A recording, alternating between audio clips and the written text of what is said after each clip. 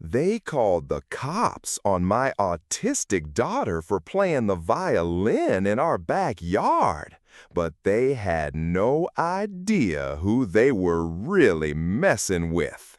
What would you do if your HOA president tried to evict your disabled child, only to discover you're a U.S. Marshal with the power to fight back? I never imagined a simple violin could spark a neighborhood war, but that's exactly what happened when my daughter Lily's music became the target of our HOA president's personal crusade. "Dad, look!" Lily squealed, clutching her acceptance letter. "I made it into the youth orchestra!" Her green eyes sparkled with a joy I hadn't seen since her mom passed away last year. For a 12-year-old with autism, this was more than just an accomplishment. It was a breakthrough. "I'm so proud of you, sweetheart," I said, twirling her around our kitchen. We'd moved to Oak Hollow Reserve just 3 months earlier, hoping for a fresh start. I had taken a temporary desk assignment with the U.S. Marshals to be more present for Lily, but I kept my profession quiet. In my experience, people act differently when they know you're law enforcement. That evening, Lily practiced her violin in our backyard as the golden light spilled across the patio. The music wasn't perfect. She was learning a challenging piece, but her focus and passion made my heart swell. A sharp knock interrupted our moment. I opened the door to find a woman in a navy blazer, despite the summer heat, clipboard in hand and a tight-lipped expression on her face. "Mr. Harris," she asked, "I'm Brenda Collins, president of the HOA. We need to discuss the noise coming from your property." I invited her in, politely, though my gut tightened. "My daughter is practicing violin. It's within the noise ordinance hours. The covenants clearly state no disruptive noises that interfere with neighbors' peaceful enjoyment," she said, thrusting a printed page at me. "3 separate households have complained about the screeching." My jaw clenched. "It's not screeching. Lily is autistic, and music is therapeutic for her. She just made the youth orchestra." Brenda's expression didn't soften. "I understand disabilities, Mr. Harris, but rules exist for everyone's benefit. Perhaps she could practice inside or at school? Her sensory issues make that difficult, the acoustics." "That sounds like a personal problem," Brenda interrupted, straightening her posture. "I'm issuing a formal warning. Next violation will be a $100 fine, which doubles with each subsequent offense." After she left, I found Lily hiding in the hallway, her face pale. "Am I in trouble, Dad?" "No, sweetheart." I pulled her into a hug. "Some people just don't understand. Yet." I set up a practice corner in our garage, but the insulation wasn't enough. Another warning appeared on our door the following week. At the monthly HOA meeting, I tried reasoning with the board. The Americans with Disabilities Act provides for reasonable accommodations. "The ADA doesn't supersede private contractual agreements you signed when purchasing your home," Brenda interrupted, not even glancing up from her notes. "Next item." That night, I dove into research, printing bylaws, property maps, because something felt off. The next day, I approached our neighbor, Mrs. Ramirez, an elderly woman who tended roses just beyond our fence. "Do Lily's violin practices bother you?" I asked directly. She looked surprised. "Oh no, I think it's lovely. Reminds me of my granddaughter." "Why?" "The HOA claims multiple neighbors complained."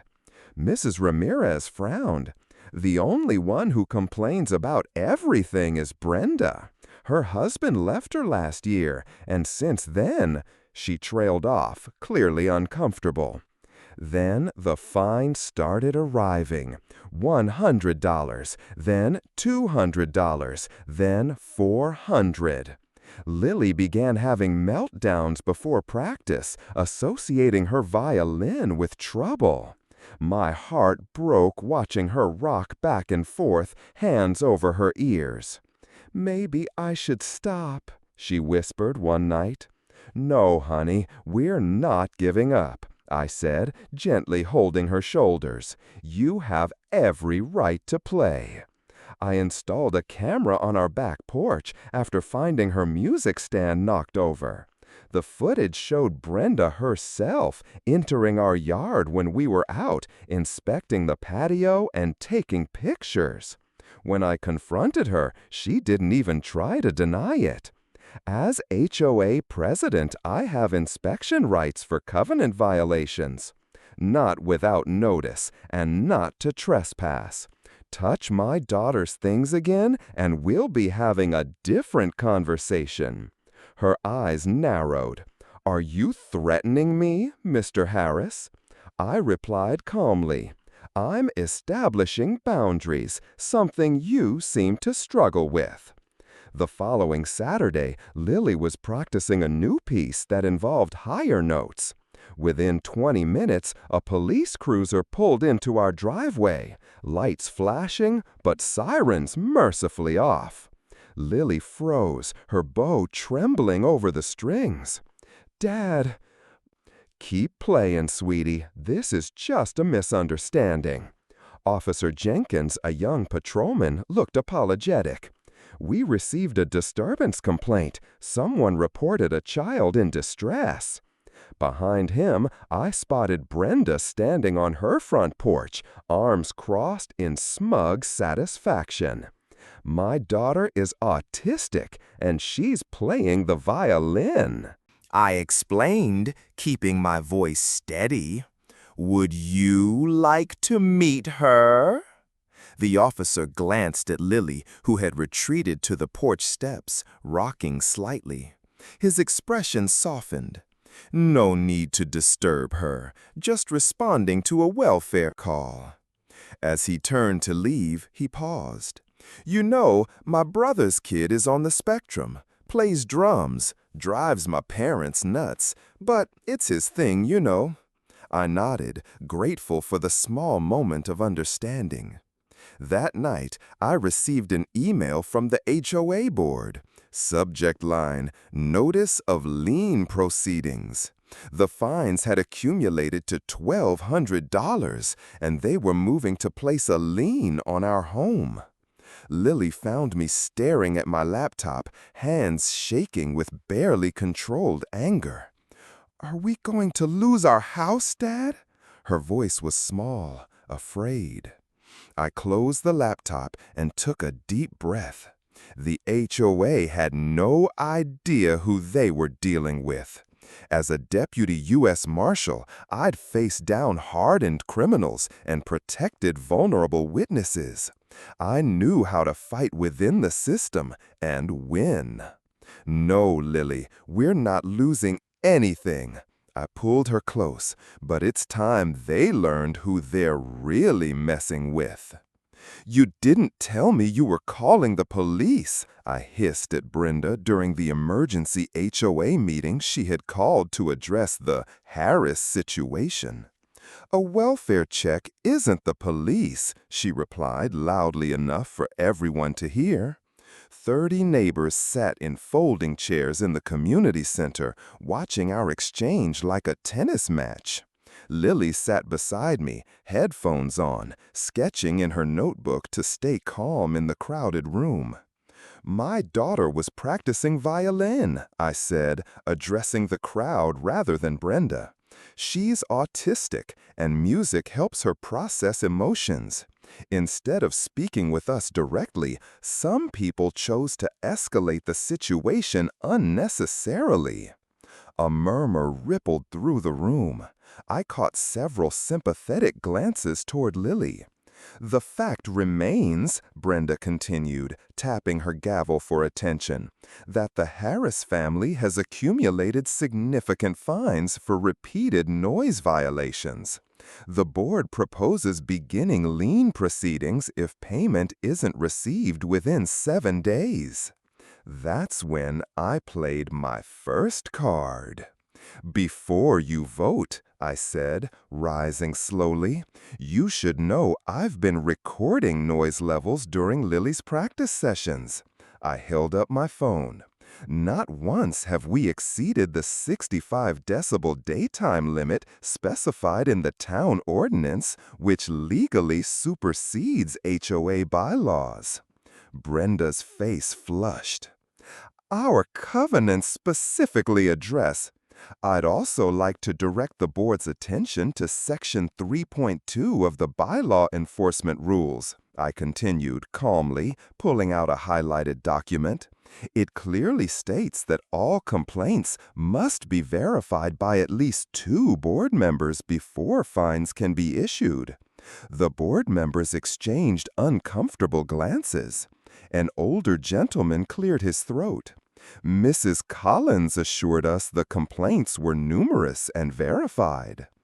"Interesting," I said, placing a folder on the table, "because I've spoken with every neighbor whose property borders ours, and none of them filed complaints. I have their signed statements right here." The room erupted in whispers. Brenda banged her gavel repeatedly. "Furthermore," I said once the noise subsided, "I've installed security cameras that captured Mrs. Collins entering our property without permission or notice while we were away, which constitutes trespassing under state law." A tall man in the back stood up. "Is that true, Brenda? You went onto their property?" "As board president, I have inspection rights," she sputtered. "Not without 48-hour written notice," I corrected. "It's in the same bylaws you're trying to use against us." The meeting dissolved into chaos. Lily tugged at my sleeve, overwhelmed by the rising voices. I squeezed her hand reassuringly. "Let's continue this next week," the vice president, clearly relieved for an exit. As we left, several neighbors approached us, introducing themselves for the first time. "My grandson is on the spectrum," said Mrs. Rodriguez, gently patting Lily's arm. "He loves trains, makes all the sounds." "I teach piano at the community college," said another man. "I'd be happy to work with Lily if she'd like some coaching." The tide was shifting, but Brenda wasn't finished with us.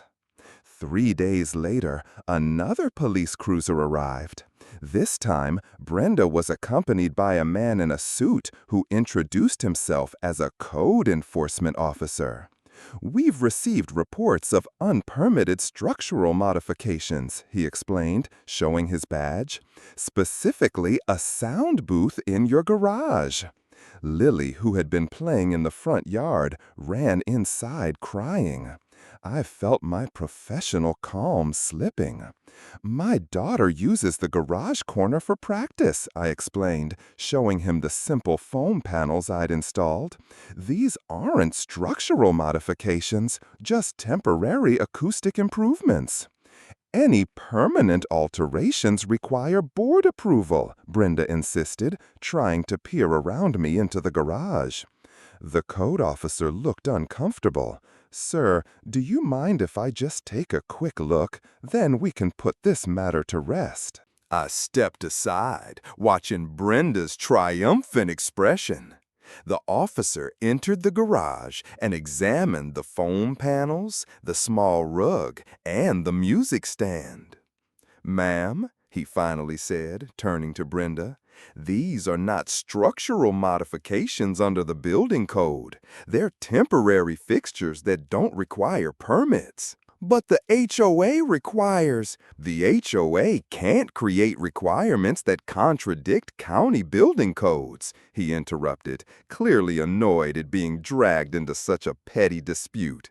"There's no violation here." Brenda's face turned an alarming shade of red. "This isn't over, Harris." After they left, I found Lily hiding in her closet, her violin clutched tightly to her chest. "They want to take my music away," she sobbed. I knelt beside her. "No one is taking your music away, I promise." That night, I made a decision. I'd been playing defense long enough. It was time to show my hand. The next morning, I dressed in my full U.S. Marshal uniform for the first time since moving to Oak Hollow Reserve. Lily's eyes widened when she saw me at breakfast. "Are you going back to your old job?" Fear crept into her voice. "No, sweetie, I'm still on desk duty, but today I need people to understand exactly who they're dealing with." I dropped Lily off at school, then drove straight to the regional office of the HOA management company. The receptionist's eyes darted to my badge, then to my sidearm. "I need to speak with whoever oversees the Oak Hollow Reserve account," I said formally. "I'm Deputy U.S. Marshal James Harris, and I'm here about ongoing harassment against my family." 5 minutes later, I was ushered into a conference room where a nervous manager introduced himself as Kevin Patel. "What can I do for you, Marshal Harris?" I placed my folder on the table. "I'm here about a pattern of discriminatory enforcement actions against my disabled daughter, in violation of the Fair Housing Act and potentially constituting harassment under federal law." His eyes widened as I calmly laid out the evidence: the targeted complaints, the unverified fines, the trespassing, the selective enforcement. "Our company just administers the board's decisions," he stammered. "We don't make policy." "But you have a legal obligation to ensure those policies don't violate federal law," I countered. "I've documented 7 separate instances where your company processed enforcement actions that specifically targeted my daughter's disability-related accommodation needs." I slid a formal complaint across the table. "This is going to the Department of Housing and Urban Development today unless all fines are rescinded and a written accommodation plan is approved." Kevin began sweating. "I'll need to consult our legal team." "Do that," I said, rising to leave. "You have 48 hours before this becomes a federal case." As I walked out, my phone buzzed with a text from an unknown number. "This is Tyler Rodriguez from Channel 9 News. Received your email about HOA discrimination against disabled child. Interested in your story. Available to talk?" I smiled as I got into my car. I hadn't contacted any news outlets, but clearly someone in that meeting had. The community was choosing sides, and Brenda was losing allies fast. When I picked up Lily from school, her music teacher stopped me. "Mr. Harris, Lily mentioned some trouble at home with her practicing. The music room is available after school 3 days a week if she needs a safe space." My throat tightened with unexpected emotion. "Thank you. That means more than you know." "Dad," Lily said as we drove home, "Jason from my class asked if I could teach him violin. His mom said I could come over to their house to practice anytime." For the first time in weeks, I saw real hope. We weren't alone in this fight anymore. As we turned onto our street, I noticed a small crowd gathered near our house. My first thought was that Brenda had escalated again, until I saw the handmade signs. "Let Lily play," read one, held by Mrs. Rodriguez. "Music is not a crime," declared another. Lily gasped beside me. "Dad, look!" A dozen neighbors stood in our front yard. Some were faces I recognized from the meeting. Others were strangers. And at the center was Officer Reyes, out of uniform, holding a violin case. "What's happening?" Lily whispered. I squeezed her hand. "I think we're about to find out who our real neighbors are." Flashing cameras greeted me as I arrived at the community center for the emergency HOA meeting. Someone had tipped off the local news about the neighborhood dispute. My blood boiled, but I kept my face neutral as I helped Lily adjust her noise-canceling headphones. "Daddy, are they mad at me?" Lily whispered, her small hand squeezing mine. "No, sweetie, they just don't understand yet," I promised, though my stomach churned with doubt. Inside, every seat was taken. Neighbors I'd never spoken to watched us enter, their whispers spreading like wildfire. At the front, Brenda Collins stood with 4 other HOA board members, a thick binder open in front of her. Her perfectly styled hair and tight expression reminded me of the predators I'd tracked in my line of work, people who thought rules made them untouchable. "As we begin this," announced Brenda, with sugary poison in her voice, "I'd like to thank Channel 7 News for their interest in our community standards," Brenda said, nodding toward a reporter in the corner. "The Harris situation has escalated beyond simple noise complaints."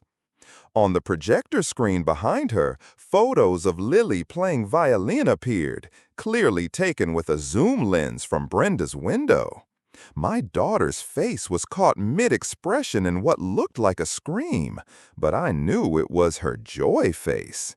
A few murmurs stirred in the crowd. "We've received 17 complaints," Brenda continued, clicking through more surveillance-style images. "Property values in Oak Hollow Reserve have historically remained 15% above surrounding neighborhoods due to our strict adherence to regulations." I felt Lily shrink beside me, sensing the hostility even through her headphones. An older man I recognized from 3 doors down stood up. "I didn't file any complaint," he stated firmly. "In fact, I enjoy hearing the music." Brenda's smile tightened. "Thank you, Mr. Rivera, but the board has documented numerous violations. Furthermore, when authorities responded to legitimate concerns, Mr. Harris became aggressive." Officer Reyes, who I spotted at the back of the room, frowned at this characterization but said nothing. "Therefore," Brenda continued, tapping a section of the bylaws projected on the screen, "I move to begin eviction proceedings under Bylaw 17.3 for repeated disruptive behavior and threatening conduct toward neighbors and officials." The room erupted in mixed reactions, some nodding in agreement, others shifting uncomfortably. Lily began to rock slightly, her self-soothing mechanism kicking in as the tension built. I stood, my chair scraping loudly against the floor. Every head turned. "May I address these accusations?" I asked, voice steady despite the anger rising in my chest. Brenda's smile was triumphant. 2 minutes, Mr. Harris. That's all our bylaws require." I walked to the front, Lily reluctantly following after I whispered reassurance. The walk felt endless with dozens of judgmental eyes tracking our steps. "My name is James Harris," I began, setting my own folder on the table. "Before I address these claims, I'd like to properly introduce my daughter. This is Lily. She's 12 years old and has level 2 autism with sensory processing differences." Lily gave a small wave, eyes fixed on the floor. A few expressions in the audience softened. "The violin playing you've heard, and apparently photographed without consent, is part of her therapy program, recommended by her developmental specialist. I pulled out a letter from her doctor and held it up.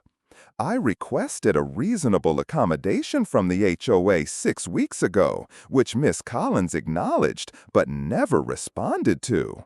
We reviewed your request and found it unreasonable, Brenda interrupted. Which violates federal law, I cut in, my voice hardening. The Fair Housing Act requires HOAs to provide reasonable accommodations for persons with disabilities. Your failure to engage in that process is your first legal violation. The reporter started writing furiously as whispers spread across the room. I continued, pulling more documents from my folder. I've also documented the HOA's selective enforcement of noise regulations. The Rodriguez family's weekend parties regularly exceed your decibel limits. Mr. Wilson's motorcycle violates Section 8.2 of your own noise ordinance, yet no action has been taken against them. Brenda's face flushed. Those are completely different. Different because my daughter has autism? I asked calmly. The room fell silent. I took a breath, placing a hand gently on Lily's shoulder. What most of you don't know is that I've served as a U.S. Marshal for 15 years. Gasps rippled through the crowd. Even the reporter's pen paused mid-sentence. I specialize in witness protection, and I currently work undercover cases involving domestic terrorism, I continued. I chose Oak Hollow Reserve because the school district has excellent support for children with special needs.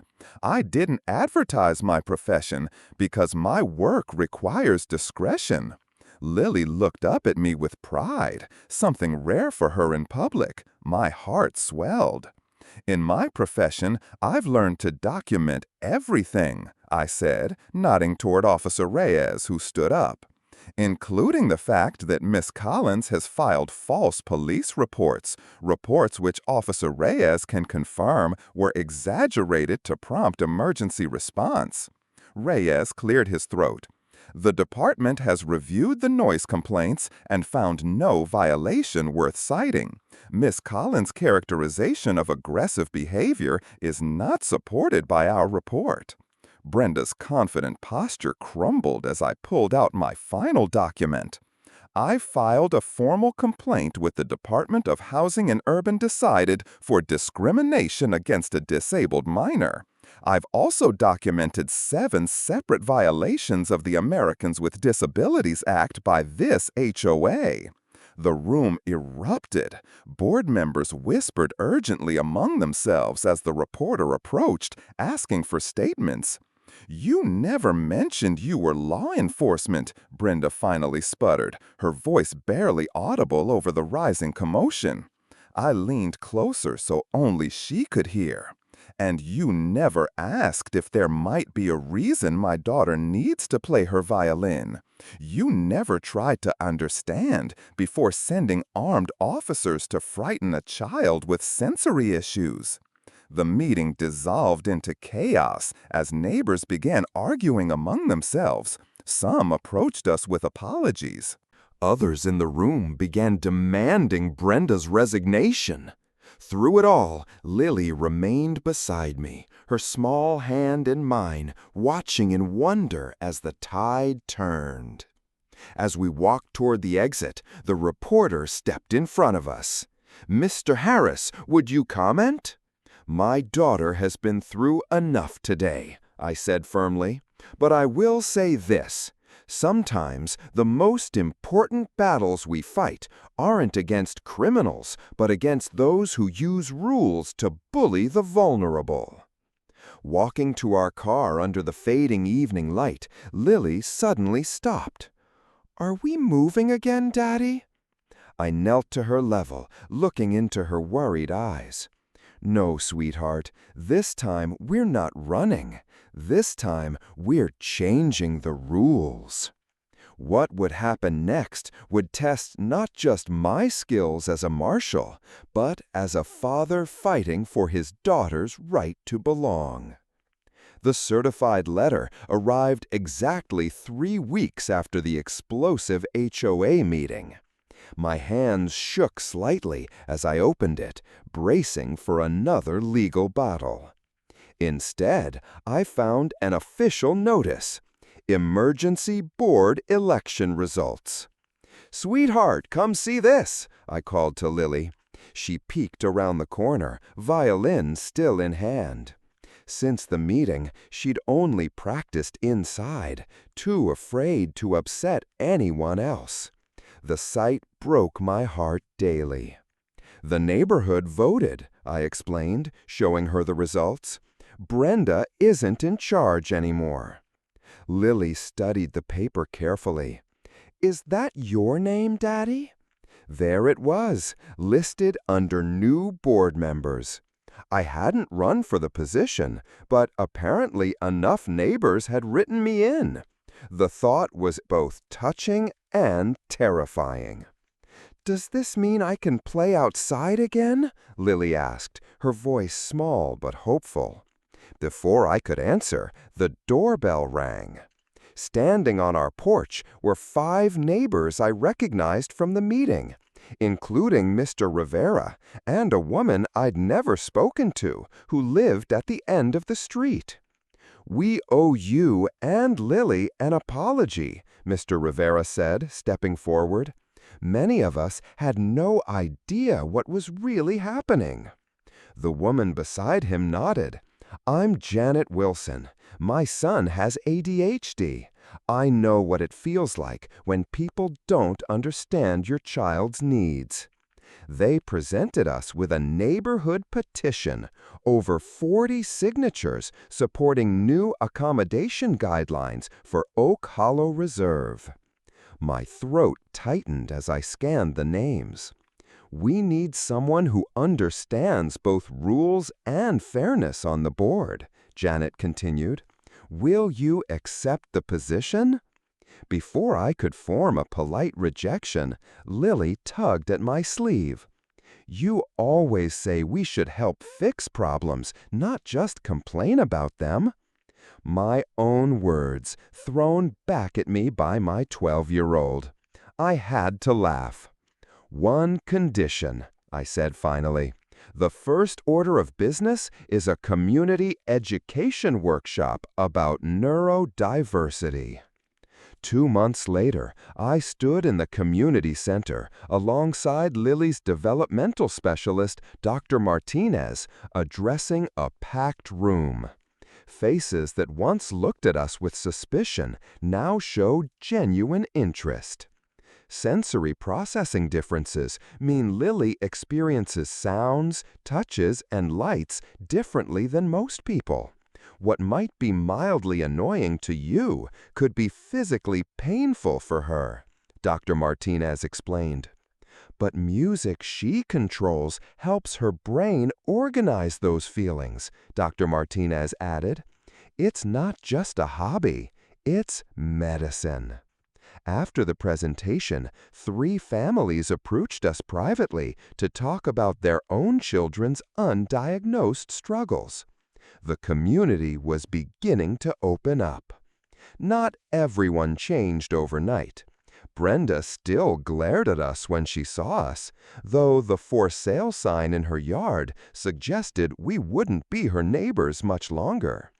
A few others still kept their distance, uncomfortable with difference in any form. But change came in unexpected ways. Janet Wilson organized a neighborhood talent show, with Lily helping younger kids prepare their musical pieces.